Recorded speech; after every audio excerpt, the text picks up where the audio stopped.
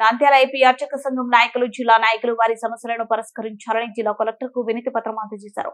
ఈ సందర్భంగా వారు మాట్లాడుతూ నంద్యాల జిల్లాలోని వివిధ దేవాలయాల మన్యం భూములలో అనుభవంలో ఉన్న పూజారులను భూ అనుభవదారులుగా గుర్తించి ఆన్లైన్ రెవెన్యూ రికార్డులను నమోదు చేసి తద్వారా ప్రభుత్వ పథకాలను మంజూరు చేయాలని, వివిధ దేవాలయాలలో వంశ పారంపర్య అర్చకత్వం నిర్వహిస్తున్న మేము నంద్యాల జిల్లా దేవాదాయ ధర్మదాయ శాఖ పరిధిలో గల దేవాలయాల మాన్యం భూములను అనుభవించుకుంటూ ఆయా దేవాలయాలలో స్వామి అమ్మవార్లకు నిత్య దీపారాధన, ధూపదీప నైవేద్య కార్యక్రమాలు నిర్వహిస్తూ హిందువులలో ధార్మిక భావనలను సజీవం చూస్తున్నాము. మేము అనుభవిస్తున్న దేవాలయ భూములకు మరమ్మతులను మామూళ్లను అనుభవదారులుగా చేర్చి మా పేర్లను ఆన్లైన్ రెవెన్యూ రికార్డులందరూ నమోదు చేయించి మాకు పట్టాదారు పాసు పుస్తకములను మంజూరు చేయాలని కోరారు.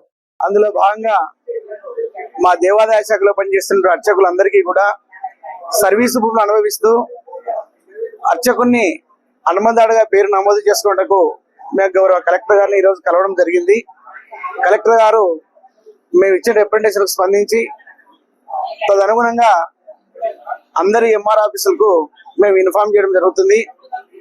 కనుక ఎవరైతే సర్వీసు భూమి అనుభవిస్తూ ఆడంగల్లో పేరు నమోదు చేసుకునే వాళ్ళు ఎవరైనా ఉంటే గౌరవ డిఈఓ గారితో సర్టిఫై చేయించుకొని మండలి ఇన్ఛార్జికి ఇచ్చి ఎంఆర్ఓ గారితో ఈ యొక్క పేరు నమోదు చేసిగా ప్రతి అర్చకుని మేము కోరుకుంటూ ఉన్నాం.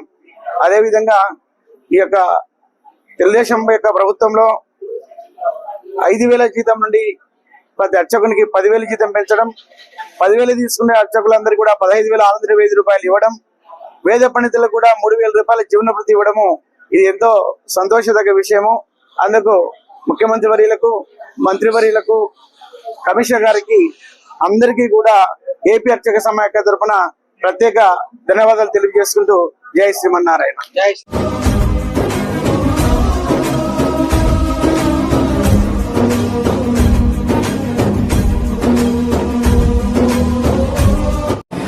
అందరూ నమస్కారం అండి. నేను మీ anchor Ravi. Please subscribe to Nandyal news 9.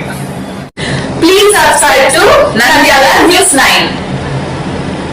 ఆ లేటెస్ట్ అప్డేట్స్ కోసం వెంటనే సబ్స్క్రైబ్ చేయండి. సబ్స్క్రైబ్ చేసేటప్పుడు పక్కనే